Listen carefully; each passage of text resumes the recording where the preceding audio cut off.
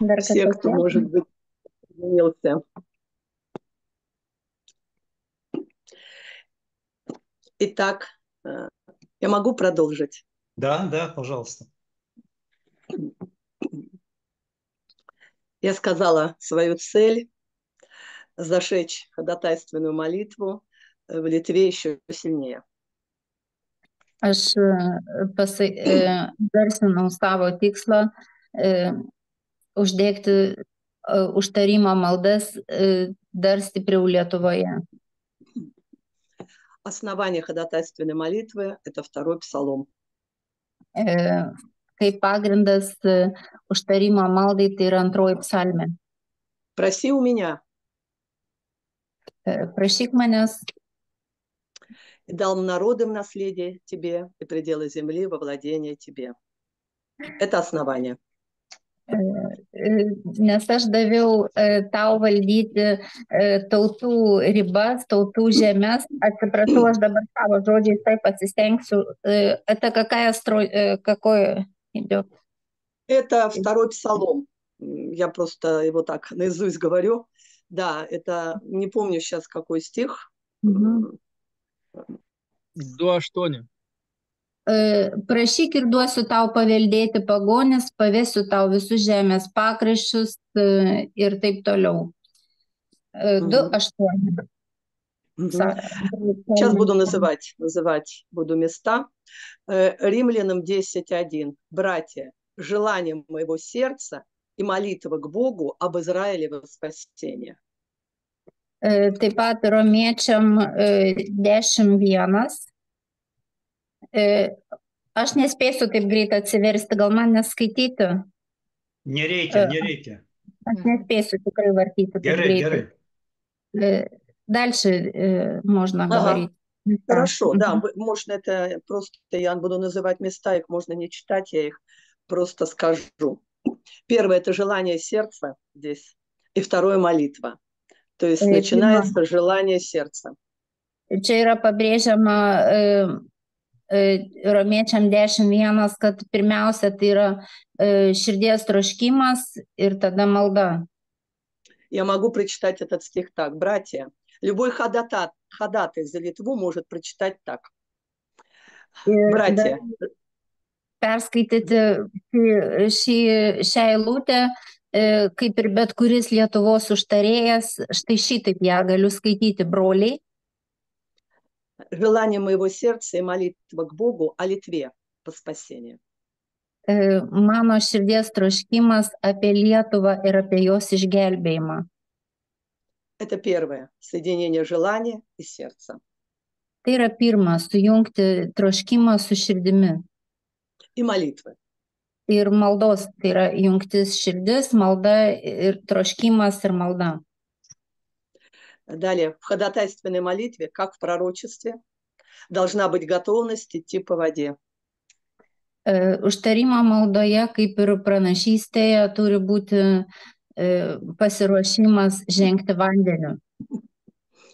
То есть обнулить все свои понимания полностью. Tai yra nunulinti savo supratimus visiškai. Мои отношения. Mano santykiai. Насчет каких-то ситуаций, что я вижу, что я слышу, как я реагирую, все это обнулить. Tai yra mano ne santykiai, bet mano supratimai apie tai, ką aš girdžiu, ką aš matau, kas pasiekia mane, aš tiesiog visą tai turiu nunulinti, visus tuos supratimus patraukti. Иначе молиться нельзя. Nes kitaip nepavyksta malda. Это будет во вред. Tai pakenks. И здесь Филиппийцам 3 глава, 8-11 стихи. Filipiečiam, 3 Filipiečiams, какие... 3 глава, с 8 по 11. Filipiečiams 3 nuo 8 eilutės iki 11. Мне их прочитать, я думаю, что я их прочитаю. Да и Почитайте, все, мало кто понимает, да.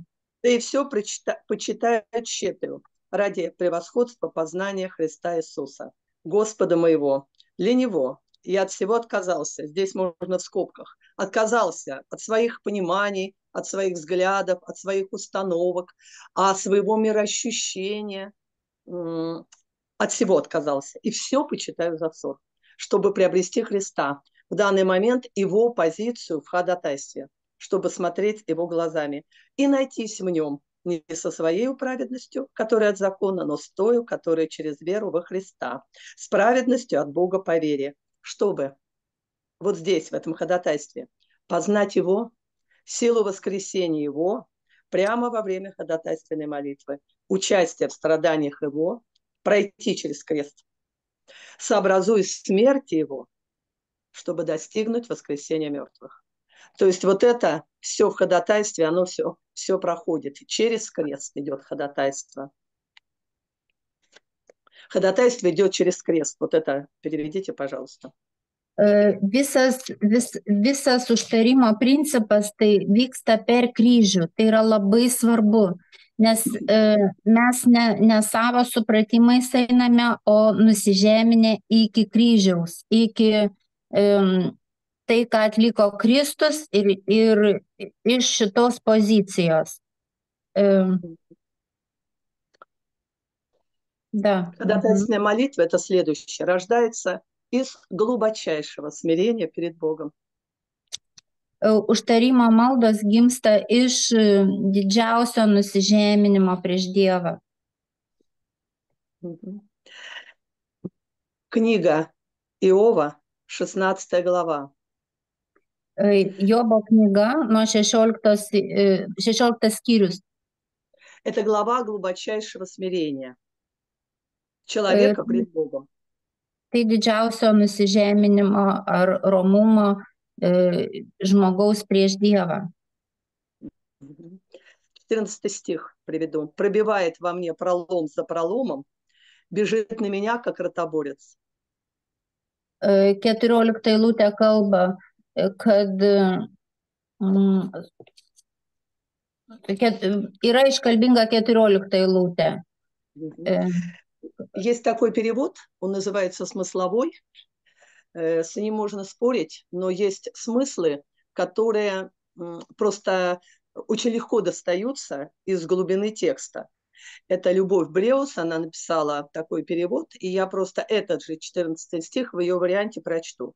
«Пробивает во мне твердыню за твердыней, и вновь обращается на меня, как полководец и воин». Там был пролом. Не так может быть понятно. Yra prasmių vertimas, yra atliktas šios knygos vertimas su išplėstinėmis prasmėmis.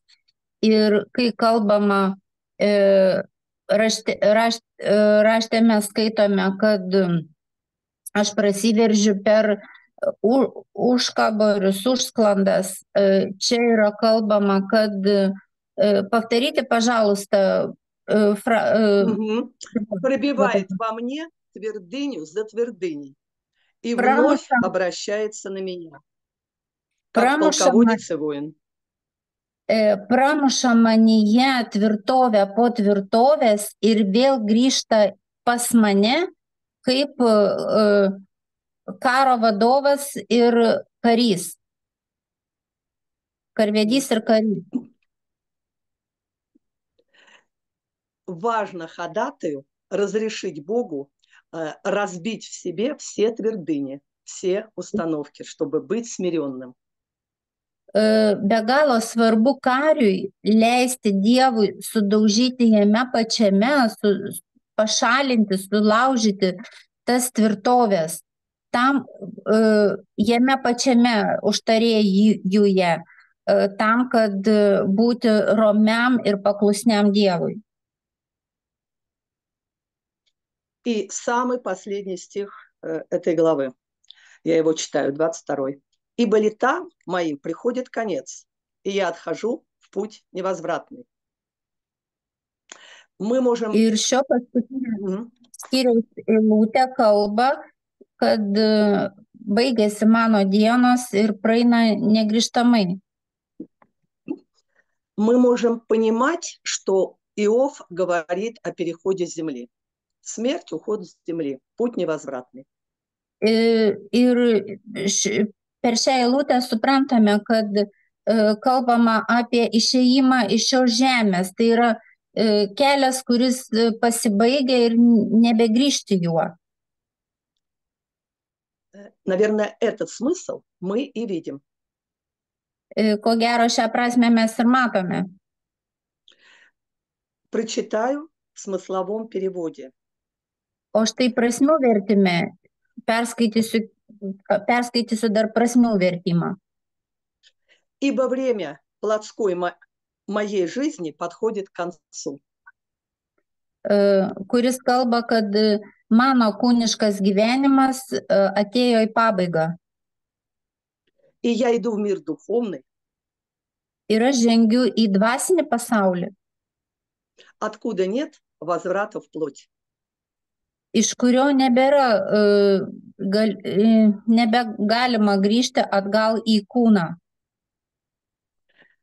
Совсем другой смысл. Štai matom visai kitą prasmę. Человек остается живым. Žmogus lieka gyvas. Просто он умирает для своей плоти. Tiesiog jis miršta savo kūnui. И начинает жить в духовном мире. Ir pradeda naują gyvenimą dvasioje, dvasiniam pasaulyje. Это смирение. Tai yra romumas, nuolankumas. Следующий момент – это отсутствие сомнений. Kitas momentas tai yra abejonių, pašalinti visas abejonės. Могу ли я так молиться? Galiu aš taip Имею ли я melstis? право? Ar turiu aš teisę į tai? Поручил ли мне это Бог? Ar pavedė, leido man taip Dievas? Кто я такой? Kas aš toks? Я читала уже второй псалом. Проси. Aš skaičiau antroje psalmėje, prašyk. Это обращение Бога, каждый может сказать, ко мне. Kiekvienas gali pasakyti, tai Dievas kreipiasi į mane. Этим словом Бог обращается к каждому его сыну и дочери в Литве. Šiuo žodžiu Dievas kreipiasi į kiekvieną savo sūnų ir dukterį Lietuvoje. Иакова, 1 глава, 5-6 стих, прошение мудрости. Jokūbo 1 skyrius, 5-6 eilutė, prašykite išminties. Я прочитаю. Но допросит с верою, немало не сомневаясь, потому что сомневающийся подобен морской волне, ветром поднимаемой и развиваемой. Да не думает такой человек получить что-нибудь от Господа. Вот это слово в основе, чтобы не сомневаться в данный момент не в прошении мудрости, а в молитве ходатайственной за свою землю, за страну. Tai eilutę įmame kaip pagrindą, kad pašalinti abejonės. Tai yra užtarimo maldoje, kai meldžiamės už savo šalį. Далее это принять от Господа очищение уст на основании Исаия, глава 6. Toliau priimame iš viešpatės savo burnos lūpų apvalymą, remdamiesi Izaijo 6 skyriumi. Просить, чтобы ангел углем от жертвенника коснулся уст и очистил их для ходатайственной молитвы. Išdrįskime prašyti, kaip čia parašyta, kad Dievo angelas savo anglimi priliestų mūsų lūpas ir paruoštų jas užtarimo maldai. Принять пророческий дух. Иеремия 1:10. Sekantis žingsnis - priimti pranašišką dvasią Jeremijo 11:10. Смотри, я поставил тебя в сей день над народами и царствами, чтобы искоренять и разорять, губить и разрушать, созидать и насаждать. Просить, Господь, поставь меня. Išdrįsti prašyti, Dieve, pastatyk mane. Далее это одежда Божьего Слова. Toliau Dievo žodžio rūbas. Приведу несколько текстов для одежды. Это может быть много разных мест Писания. Но то, во что одета я, во что я одевалась и одеваюсь, этим делюсь. Исайя. Apie žodį, kuris kalba apie Dievo rūbą, yra daug eilučių, bet aš nurodysiu tas, kurios kalba man ir kurias aš naudoju apsirengti Dievo žodžiu. Izaijo 55:11.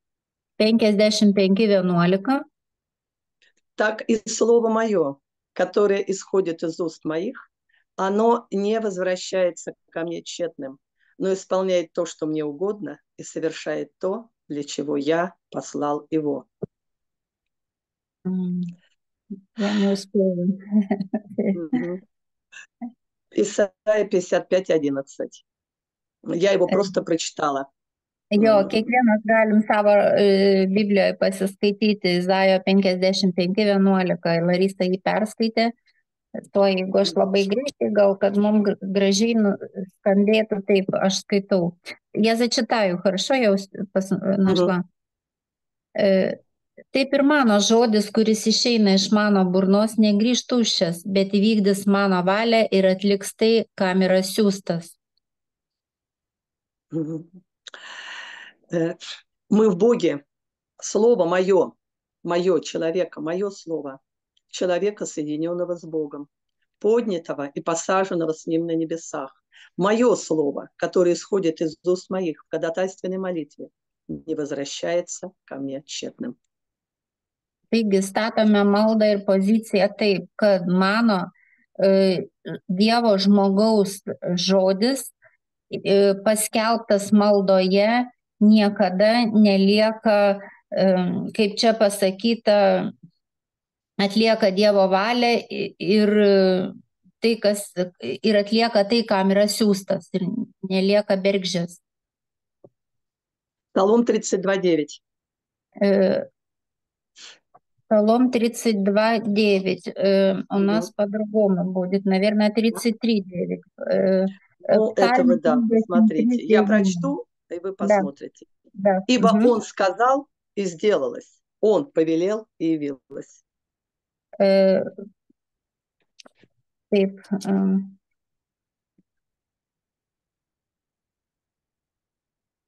32:9.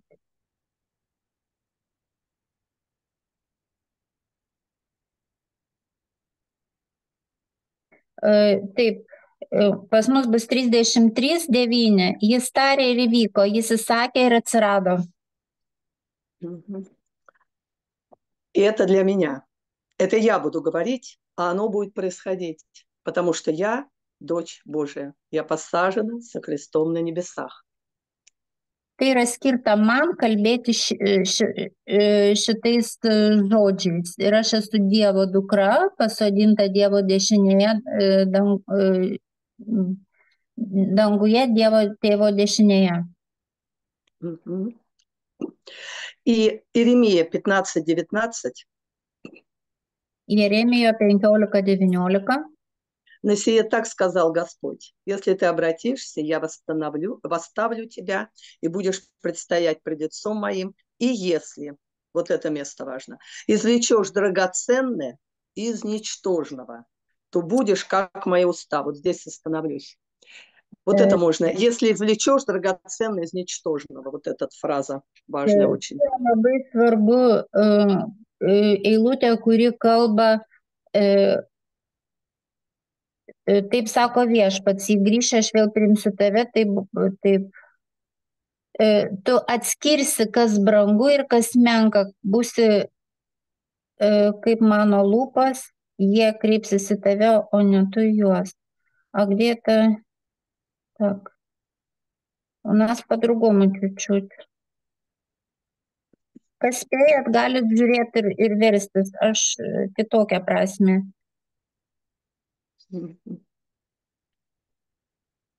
Что-то не так? Tu atskirsi, kas brangu ir kas menka, būsi kaip mano lūpos. Да, все нормально, да. Tu atskirsi, kas brangu ir kas menka, būsi kaip mano lūpos. Mes esame jo lūpos, atskirdami, kas brangu ir kas menka. Извлечь драгоценное из ничтожного, из какой-то ситуации, которая вокруг нас, из чего-то, что сейчас очень волнует в стране, в городе, в каком-то месте, о котором мы молимся. Это ничтожное. Это не Божье царство, но там есть Божья драгоценность. Там есть его трамплин для того, чтобы все переменить. И Господь пришел бы туда как царь.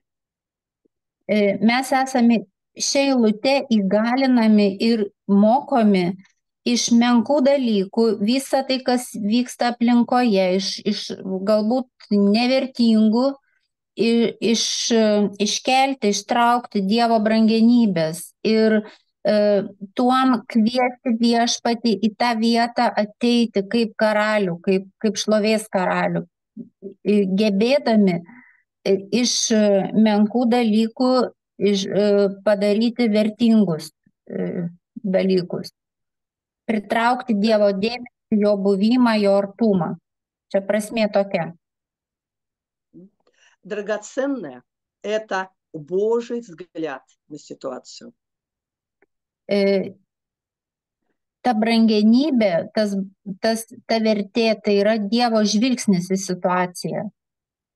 Когда мы извлекаем его из этого, ir kai mes tai iškeliame, то становятся наши уста устами Божьими, когда мы молимся. Ir tada mūsų lūpos pavirsta Dievo lūpomis ir jos skelbia tai, kas Dievo ir tampa Dievo lūpomis užtarimo maldoje. И далее мы – это Божье оружие в его руке. Несколько мест приведу. Bus kelios vietos iš rašto, kurios kalba, kad mes esame Dievo įrankis, Dievo ginklas. Исайя 41:15. Исайя 41:15. Вот я сделал тебя острым молотилом, новым, зубчатым. Ты будешь молотить и растирать горы. И холмы сделаешь, как Микину. Aš padarysiu tave lyg naują kulamąjį veleną su aštriais krumpliais. Tu kulsi ir sutriuškinsi kalnus. Kalvas sutrinsi kaip pelus. То есть будут растираться горы проблем, всяких твердынь, ситуаций, все, что стало на пути. Потому что я молотила в руке Божией. Tai turi tokią prasme, kad bus triuškinamos visi problemų kalnai ir vien todėl, kad aš kaip ta kulamoji, kuri turi aštrius krumplius, tai aš savo malda triuškinsiu tuos problemų kalnus. Исайя 49:2. Исайя 49:2. И соделал уста мои, как острый меч. Взять, мы становимся мечом, когда говорим к Богу. Ši eilutė kalba, jis padarė mano žodžius lyg aštrų kardą ir duoda mums suprasti, kad mes tampame tuo kardu, kai kalbame Dievo žodį ir kalbame jam. И в этом же стихе сделал меня стрелою изостренную. То есть мы и молотила, и меч, и стрела. Ta pati eilutė kalba, jis padarė mane tinkamą strėlę ir paslėpė savo strėlinėje. Tai yra, mes suprantam, kad mes ir ta kulamoji, ir kardas, ir strėlė. И дальше Иеремия 51:20. Об Израиле, а мы принимаем для себя. Ты у меня молот, еще одно оружие. Ir toliau Jeremijo 51:2 Dievas kalba, tu mano molat, kūjis, tuoj aš pasitikslinsiu, ar teisingai sakau, Jeremijo, kas pirmas atrasit, galit mane taisyti. Jeremijo, taip, 51:20. Я вот молот, так, быстренько. Да, продолжайте, Лариса, Да, хорошо. Это я остановлюсь на этих примерах. Можно одевать на себя слово. Это небольшой пример, как можно слово на себя одевать. Как на воина. И далее ходатайственная молитва возможна только в соединении с духом льва из колена Иудина. Возможно только со властью. Kai apsivelkame užtarimo maldą, mes įgauname poziciją Judo liūto ir iš jo pozicijos,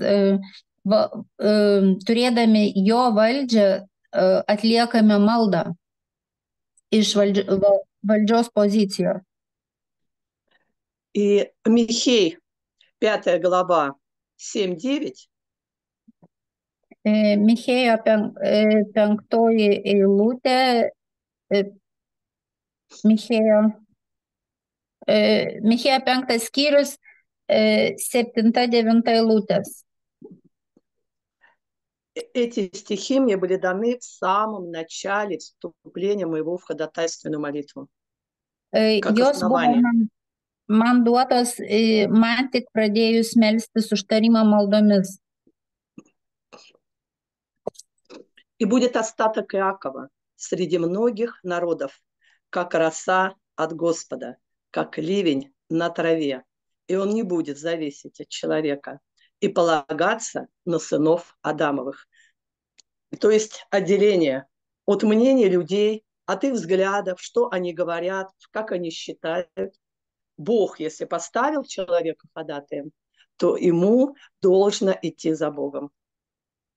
Skaitydama jas supratau, kad viskas paliekama nuošalėje, žmonių nuomonės, jų požiūris, mano pačios supratimas, tada, kai man yra paskirta eiti paskui Dievą ir daryti jo darbą, atlikti jo maldas.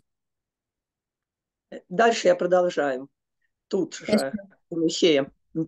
И будет остаток Иакова между народами среди многих племен, как лев среди зверей лесных, как скимен среди стада овец, который, когда выступит, то попирает и терзает, и никто не спасет от него. Поднимется рука твоя над врагами твоими, и все неприятели твои будут истреблены. Toliau skaito Michėjo tą skyrių, kuris kalba, kaip turi elgtis užtarėjas, apie jo požiūrį. Это дух льва. Это власть. Tai yra liūto dvasia, tai yra valdžia. Далее это слышание Господа. Toliau labai svarbu yra Dievo girdėjimas. Girdėti Dievą. Марка 4:24. Morkaus 4:24. И сказал им, это Иисус сказал, замечайте, что слышите, какую меру мерите, такое отмерено будет вам и прибавлено будет вам слушающим. Вот она ходатайственная молитва.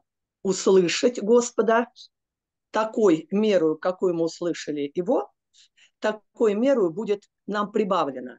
Будет ответ и будет результат. Насколько полновесно мы его слышим и готовы слышать, настолько мы будем получать ответы на молитвы и будем видеть, насколько Бог изменяет ситуацию. Šią eilutę Я могу zачитать, да? Да. Так, kalbama taip. Įsidėmėkite, ką girdite, kokiuos saikus seikėjate, tokiu ir jums bus atseikėta, ir jum, kurie girdite, bus dar pridėta. Nu, tai, nu, jinai ir iškalbinga, kad ką, kaip mes girdim, tai priimame ir dar tokį saiką gauname. Да. И далее мы уже подходим к самой молитве. Да? Иоанна 6:63. Слова, которые я